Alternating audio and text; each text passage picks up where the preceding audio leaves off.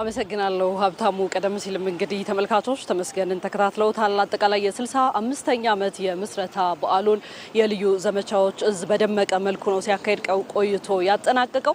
በርካታ እንድምታ በርካታ ትርጉሞች አሉት እናገርለት ብንል ይህ ሂደት እንዳጠቃላይ ኢትዮጵያ እንግዲህ ካለፉት 7 ዓመታት ወዲህ በተለይ በተለያዩ ተቋማቶቿ ላይ የሪፎርም ስራዎች እየከወነች እንደነበረ ይታወቃል። አንዱ ደግሞ የጸጥታና የደህንነት ተቋማት ሪፎርም ነው። ይህ የሪፎርም ስራ ዘመን ተሻጋሪ የሆኑ ለትውልድ የሚተርፉ የቀጣይነታቸውን የሚያረጋግጡ አይነት ተቋማትን መገንባት ነው። ከዛ ውስጥ ደግሞ የጸጥታና የደህንነት ተቋማቱ ላይ በተለይ ትኩረት በማድረግ እነዚህ ተቋማት ተሻጋሪ እንዲሆኑ ኢትዮጵያዊ መልክ እንዲኖራቸው ዘላቂ ሆነው እንዲገነቡ ብሔራዊ ጥቅምንና የብሔራዊ ልዕልናን እንዲያስከብሩ ለማድረግ የተጀመሩ ስራዎች ውስጥ የመከላከያ ሰራዊት ትልቁ ገኖ ሊወጣውና ልንናገርለት የምንችለው ነው።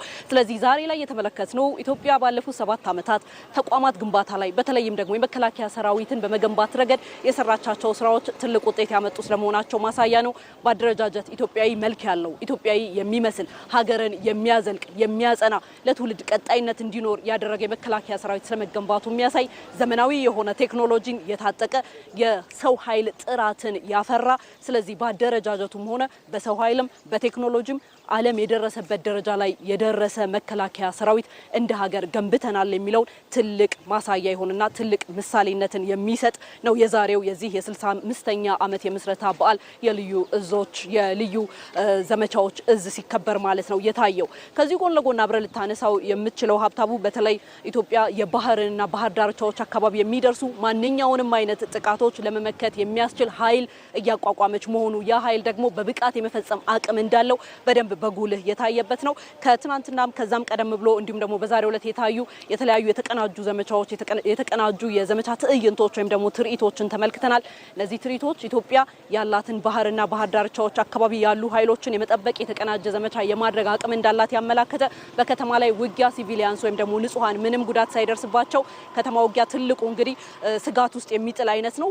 ነገር ግን በእነዛ አይነት ስጋቶች ውስጥ እንኳን ሊኖር ቢችል ዘመቻን በምን አይነት አቅም ማከናወን የሚችል ኃይል ተፈጥሯል የሚለውን በየብስም በምድርም በአየርም ከአየር ወለድ ከኮማንዶ ከጸረ ሽብር ኃይል ጋር የተቀናጀ እና በቀጠናው ላይ ትልቅ የሆነ ስያሜን ሊሰጥ የሚችል ወይም ደግሞ ትልቅ የሆነ ምሳሌን ሊሰጥ የሚችል ኃይል ስለመፈጠሩ በደንብ የተመላከተበት ነው። ከዛ ጎን ለጎን አብረን ልናነሳለት የምንችለው ኢትዮጵያ የባህር ኃይል ግንባታዋ ባህር ኃይልን ድጋሚ ጀምራለች። ይህ የባህር ኃይል ግንባታዋ ደግሞ በማድረግ ረገድ በመከወን ረገድ ከልዩ ኃይሎች የዘመቻ ጋር አንድ ላይ በማስተሳሰር ከእዙ ጋር አንድ ላይ በመስራት ማለት ነው ባህር ኃይል ቢኖራት ምን ያህል አቅም የባህር በር ቢኖራት ምን ያህል ባህር ኃይሉ መወጣት የሚችልበት አቅም የደረጀ ስለመሆኑ የሚያመላክት ነው። ስለዚህ ኢትዮጵያ የባህር በር ጉዳይ የጥቅሜ ጉዳይ ነው፣ የኢኮኖሚ ጉዳይ ነው፣ የህልውናና የብሔራዊ ጥቅሜ ጉዳይ ነው ስትል ዝም ብላ መጠየቅ ብቻ ሳይሆን ለዛ የተዘጋጀ ኃይል እንዳላት ያንን ለመጠበቅ የሚችል አቅም እየፈጠረች መሆኑን በተጨባጭ ያሳየችበት ነው። እንዲሁም የምናውቀው ቀጠናው የተረጋጋ ቀጠና እንዳልሆነ እናውቃለን። ምስራቅ አፍሪካ